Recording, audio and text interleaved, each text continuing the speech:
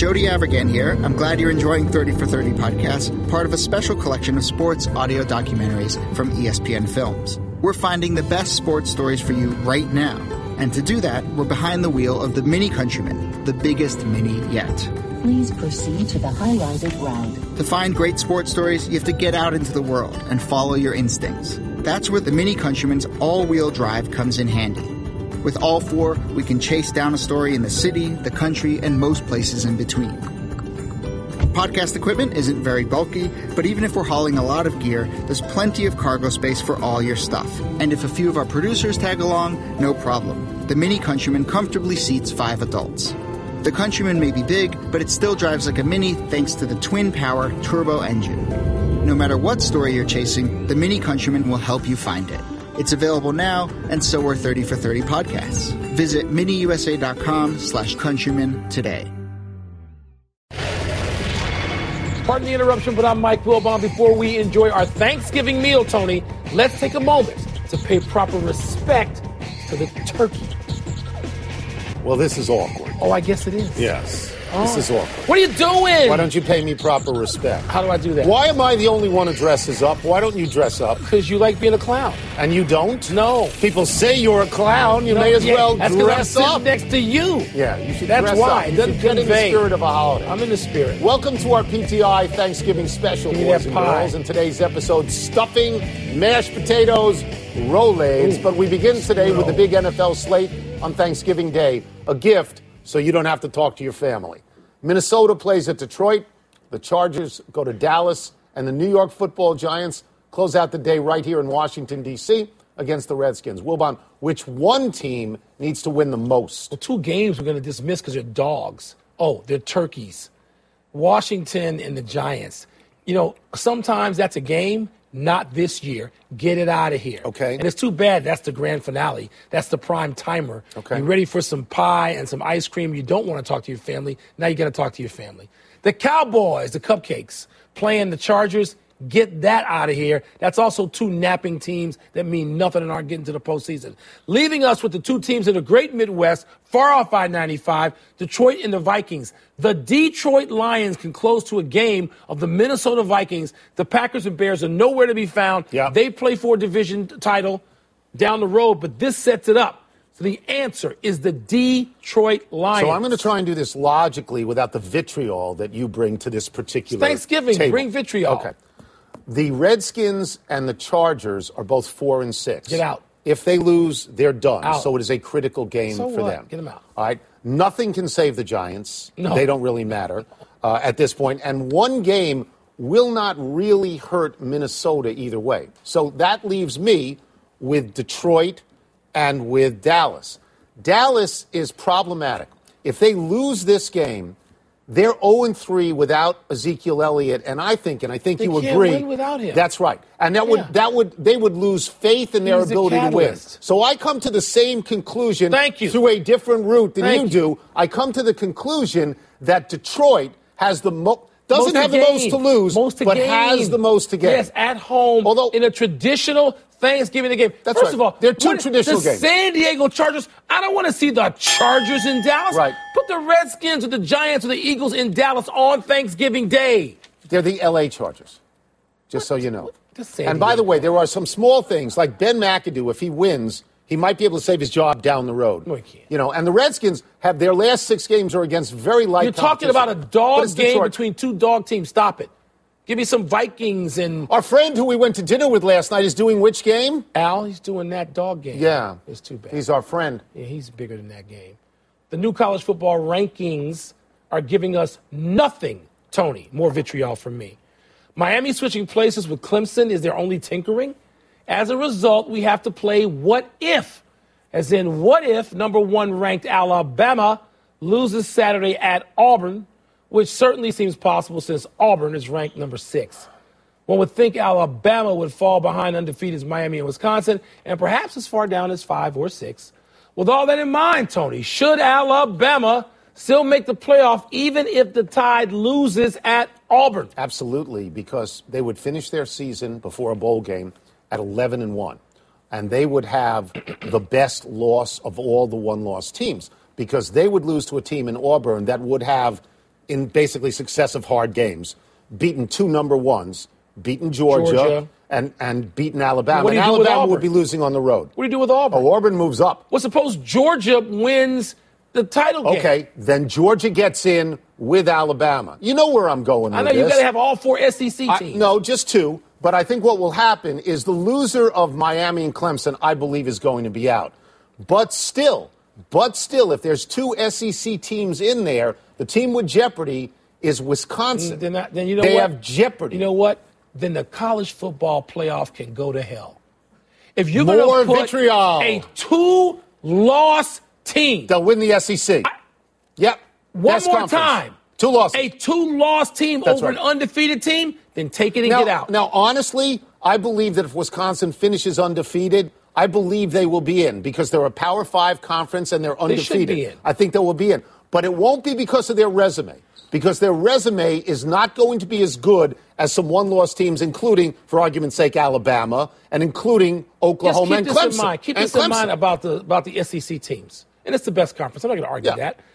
They play 1 fewer conference game than the Big Ten, which automatically strengthens our team's schedules. I understand. When you play Wofford and St. Leo in the middle of November, don't tell me about their resume. Well, Wisconsin played garbage Ahula in its first 3 games. I mean, you would concede. Well, you at least concede that Alabama with 1 loss would be the strongest. Had the strongest loss. Yes. The strongest loss. I would concede that, but don't tell me Wisconsin's in jeopardy with 2-loss teams. I don't want to hear that. I didn't tell you the person inside the suit. I'll carve your turkey butt Kevin up. Sumlin is the head coach at Texas A&M today. He will be the head coach on Saturday when Texas A&M plays LSU. But according to the Houston Chronicle, Sumlin will be fired after that game, win or lose. And that's how Sumlin learned of his firing. Not from anyone at A&M. Kevin Sumlin's overall record at A&M is 51-25. Yeah. Wilbon, Mr. Vitriol, what is Texas A&M doing? I got plenty more. The SEC schools as a group are an embarrassment. They're not even schools.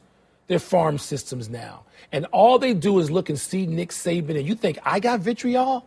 They get so angry that Saban does this year after year that at every school, if you can't beat Saban, they go, get out. You're fired after a couple of 3 years. He beat Saban once with Johnny Manziel. But you know what I'm talking about here. They fire people because they don't surpass Nick Saban.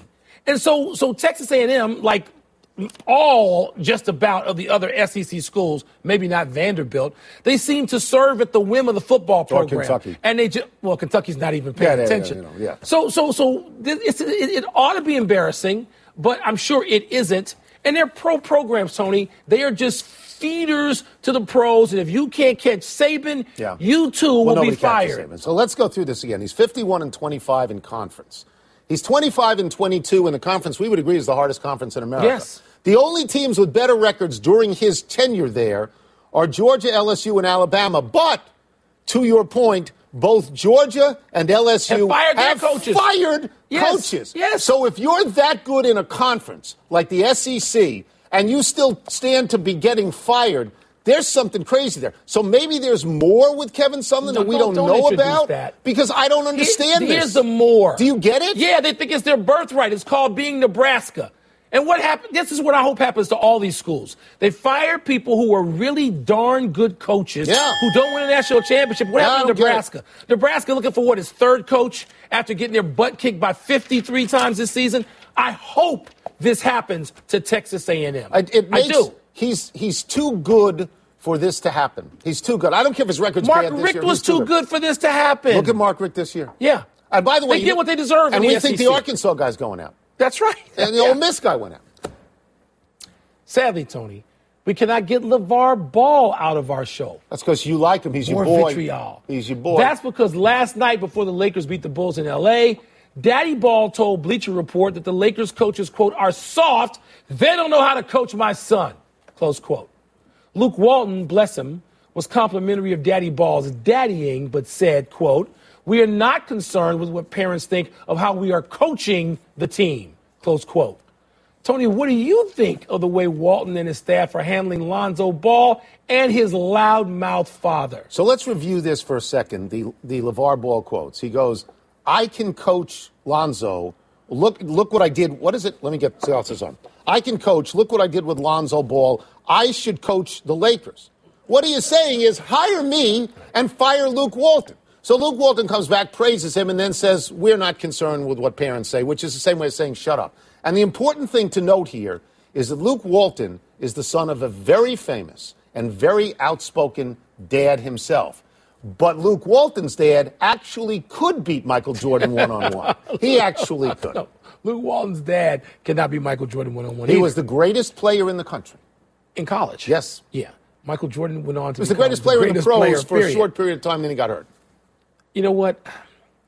I mean, daddy ball is so delusional. You know that's why I don't like his name to be mentioned on this show. Because it's just sort of, you're chasing, the dog chasing your tail all the time when the moment you introduce him. Lonzo Ball, I think, is having a solid rookie season despite the shooting. Tony, there are other things than shooting. He rebounds. He's getting better defensively. He's not good yet. No. He assists. Tony, his team won last night. His team is hanging around 500. And you know what else he's doing? I get that. Unlike Ben Simmons, who is a much better player. 30%. Tony, fine, he can't shoot yet. Well, he ain't the first. You got to get better. You know what he's doing, unlike other rookies who go to Philly? You can't shoot, he's playing. He's not redshirting. He's out there now. Don't sugarcoat this too much because you end up, a guard that I like a lot is Ricky Rubio. But if you can't shoot and you can't score and you can't get to the line, it doesn't help you. Lonzo Ball will get better. He will get better. But he's not good yet. Who says he's good yet? His father.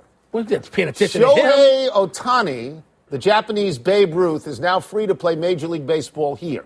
He can sign with any team he wants, but because he's coming now, the most money he can get in a signing bonus is $3.5 million.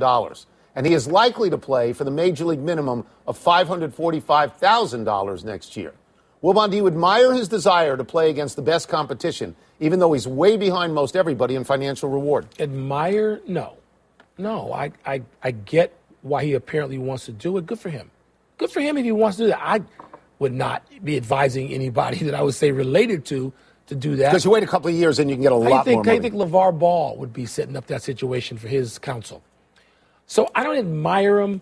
I'm curious to find out if he is going to be able to justify, talk about the hype.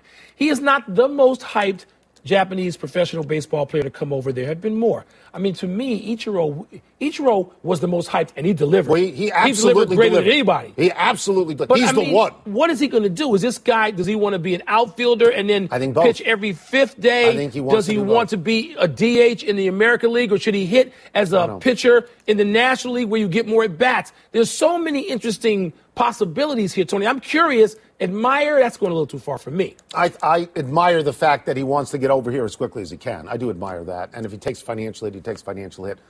But we have been down this road before, particularly with Japanese pitchers. They are said to turn baseball on its ear, and they're not all that good. I remember Hideki Arabu and Daisuke Matsuzaka. Who is that good? Who's 100%? Well, they are advertised as Clayton Kershaw. Now, Yu Darvish has been very good, but he was very bad in the World Series. Nomo was a good player. In terms of hitters, Ichiro's it. Ichiro's a Hall of Fame guy. He's a Hall of Fame guy. So would I love to see this kid come over here and be good at hitting and pitching? Matsui was pretty good. Yeah, with the Yankees. Yeah. Yeah, but we don't get the delivery on the promises most of the time. We get about the same percentage as we get on other players. Do you have any idea where he wants to play? Because he could play anywhere. You have any idea? Well, first of all, it won't be about finances. No. It'll be about what your lineup looks like, what you think. If you're going to deliver on this potential to be Babe Ruth, and by the way, you got to go to New York? So you got to go to New York? No, we didn't have to go to New York. Rabu went to New York and was called a fat toad. By his own.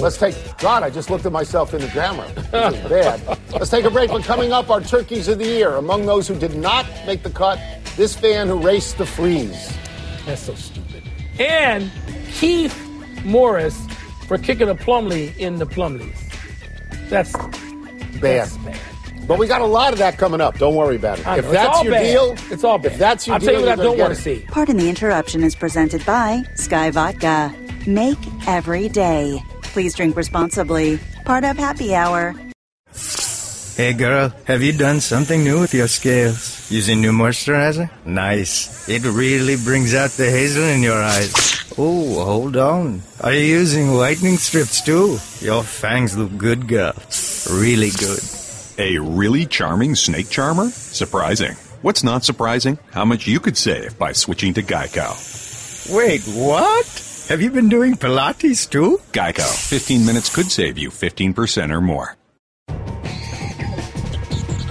Welcome back to Pardon the Interruption, presented by Sky Vodka, part of Happy Hour.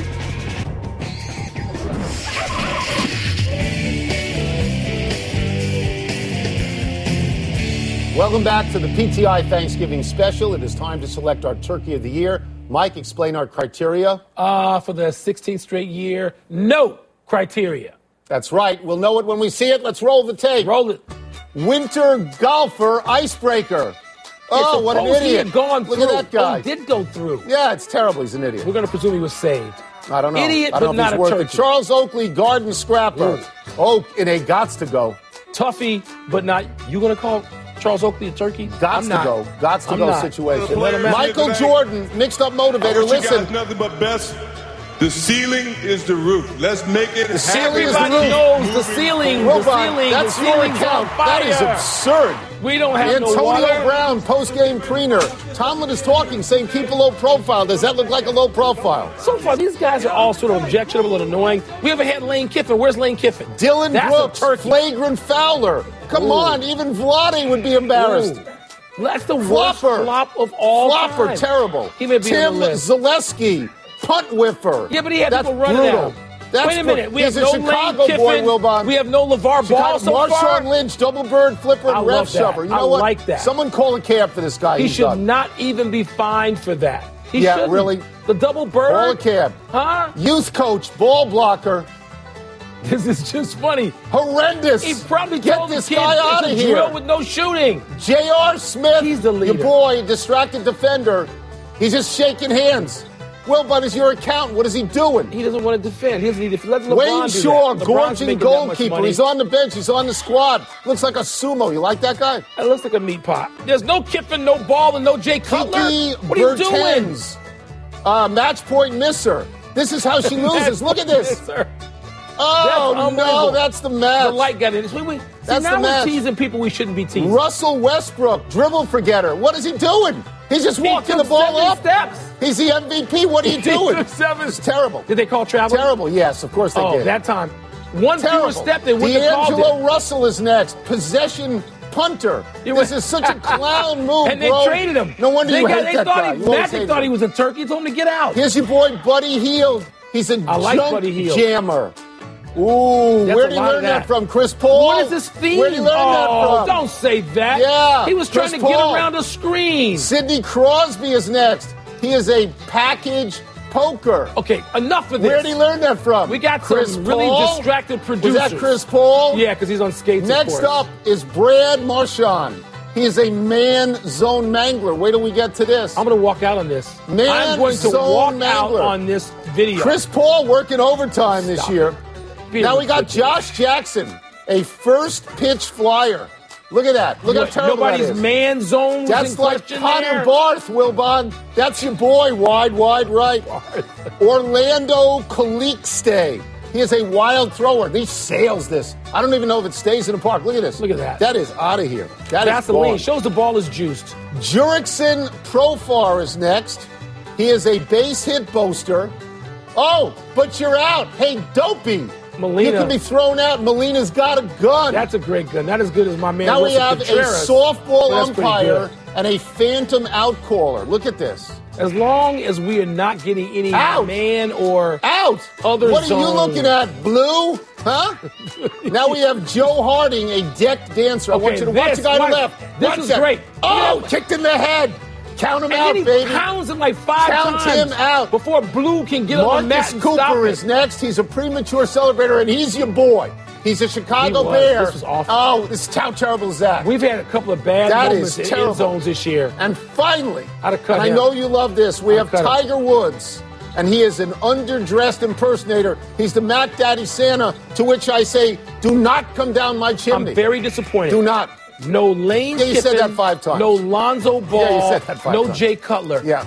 Those No. are your turkeys of the No, year. you don't have no every LeVar Ball. year. LeVar Ball. Who did I You know say? what? I didn't say Lonzo. I didn't mean Lonzo. I mean think Dylan Brooks, that flop was horrendous. That was a bad flop. He's not Turkey of the Year. That was really bad. Pick between my three. That's the list. Our turkeys of the year. Let's take one last break, but still to come. The Bills decide whether Nathan Peterman gets another shot. He's not my boy. And should the Bucks be worried about the Freak? You haven't watched the Freak yet this year. I did. I watched him against the Wizards. He was not all that. He had like 17 points. He wasn't that great. No, he really wasn't. You jinxed. I know he's your boy. You jinxed. Tonight on SportsCenter at 6, KD returns to OKC less than 100%. Will his health or OKC's new Big Three be a bigger factor in who wins tonight's showdown on ESPN? See you at 6. Pardon the Interruption is presented by Sky Vodka. Make every day. Please drink responsibly. Part of Happy Hour. Happy time, people. Happy 50th birthday, Boris Becker. The three-time Wimbledon champion has reportedly fallen on hard times financially. In a recent story in the British tabloid The Daily Mirror, Becker soft-pedaled his monetary woes, but said he no longer considers himself German. Now he wants to be buried in a cemetery down the street from the famed All England Tennis Club, not anytime soon, we assume. He was so great so soon. Yeah, won Wimbledon teenager. at 17, Tony. Teenager. But like McEnroe, couldn't win the French.